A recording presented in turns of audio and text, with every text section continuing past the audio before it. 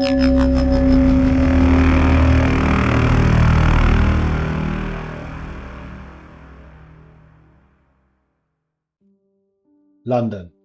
1838.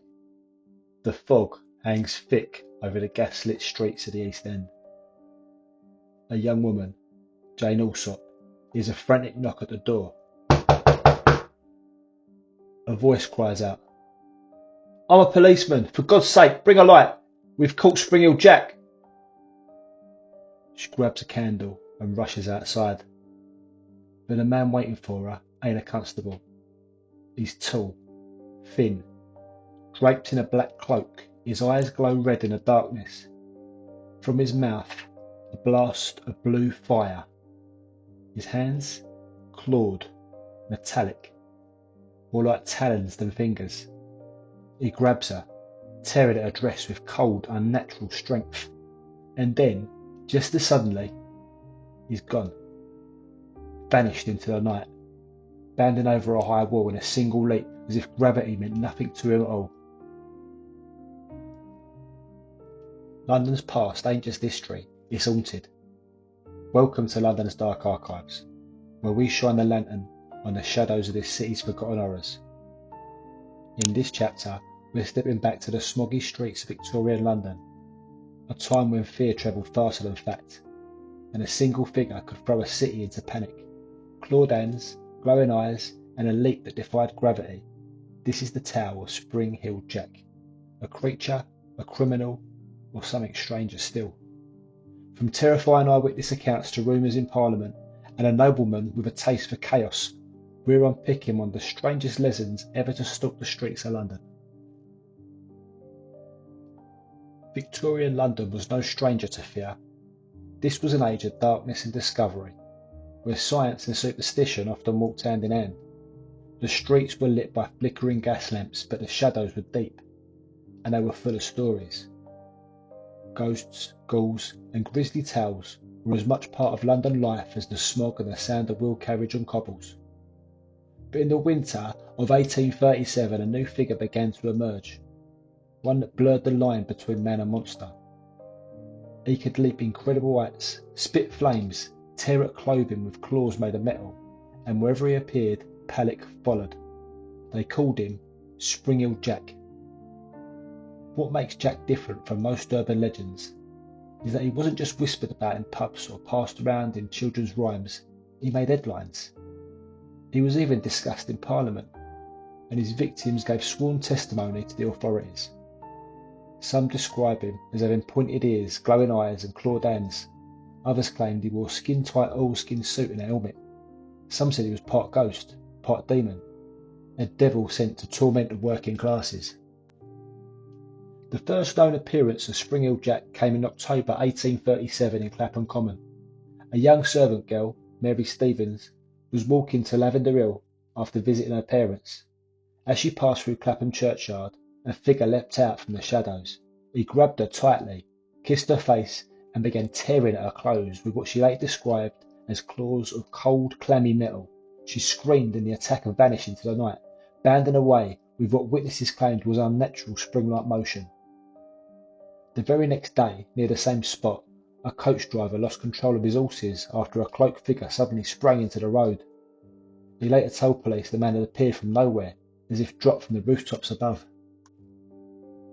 It was the attack on Jane Alsop in February 1838 that truly set London on edge.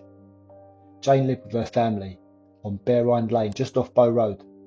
Late one night, a man claiming to be a police officer knocked at the door, saying he'd caught Spring-Heel Jack and needed a light. Trusting him, Jane stepped outside. What followed was something out of a nightmare. The figure threw off his cloak, revealing a tight-fitting white suit beneath. Some said it resembled oilskin or even armour. His eyes blazed red. He spat blue and white flames into her face, and when she screamed, he grabbed her by the neck, tearing at her with metal claws. Her sisters managed to pull her back inside. She survived, but the fear spread. Jack weren't just a story now, he had a face, a pattern, and most worryingly, he seemed to enjoy the terror. As the reports piled up, so too did the panic. The newspapers, already thriving on scandal and spectacle, seized the story with both hands. The Times, the Morning Chronicle, and the penny satirists all ran pieces warning the public of a ghostly terror stalking the streets. Each new article seemed to add something to Jack's legend. Glowing red eyes, fire-breathing lungs, claws made of iron. The stories become more theatrical, more unbelievable, but also more widely believed. This weren't just whispered about in dark alleys or pub corners no more. Spring-Heeled Jack had leapt onto the front page, and in doing so he sparked one of the earliest examples of mass hysteria in modern London. Panic spread from Bow to Battersea. Copycat sightings emerged in Hampstead, in Ealing, even as far as Sheffield and Liverpool. Some people claimed to see him leaping over rooftops. Others swore he scratched at their windows late at night. Parents warned their kids to behave, or Jack had come for them. The outcry was so intense that questions were raised in the House of Lords. A public letter was even sent to the Duke of Wellington, demanding action. Calls for stronger policing and more patrols went up across the city. But the truth was, no one had any idea what they were dealing with. A demon? A madman? A prankster in a mask? Or something else entirely? As the fear surrounding Spring-Heeled Jack grew, so did the speculation. Was he a supernatural creature born of fire and shadow? A demonic force sent to punish London's sinners? Or was he something far more human? An aristocrat with a cruel sense of humour and too much time in his hands? One name came up again and again. Emery de la Poor Beresford, the third Marquess of Waterford. He was young, rich, and by all accounts, completely unhinged. A notorious drunk with a love for violence and practical jokes, Waterford had already been arrested multiple times across Britain and Ireland for brawling, vandalism and assault. In one infamous incident, he and a group of friends painted a toll gatekeeper's face red and left him tied up in a road. In short, he had the motive, the means and the madness. Some believed Waterford had designed a special suit, complete with spring-loaded boots, metal claws and an helmet to terrorise London's poorer districts for sport. The timing fits too. Many of the most violent Spring-Heeled Jack encounters took place while he was in the capital, and they stopped almost entirely after he married in 1842 and retreated to the countryside. But no evidence ever surfaced, no confession, no arrest. And even if Waterford was responsible for the earliest attacks, what about the sightings that come decades later? Though the early London attacks had faded by the mid-1840s, Spring-Heeled Jack was far from finished. He reappeared in fits and starts over the next few decades, but something had changed. The stories were now more exaggerated, more otherworldly. In 1877, soldiers stationed at the Aldershot barracks claimed they were assaulted by a mysterious figure. One guy said he'd fired at the attacker, but the bullets had no effect. Jack responded with a burst of flames and a high-pitched laugh before vanishing into the darkness, leaping over the sentry box with ease. A year later in Lincolnshire, terrified villagers reported a devil-like figure leaping from rooftop to rooftop, clad in black with blazing red eyes. Some even said he was breathing fire. By the turn of the century, sightings had become less frequent, but the legend had rooted itself deep in the popular imagination. Jack turned up in penny dreadfuls, stage plays, and early pulp novels. He'd become part villain, part folk hero, and a demonic trickster from a time when London's fears still wore a human face. Even as late as 1904, there were reports from Liverpool of a leaping man terrorising local residents before vanishing over rooftops.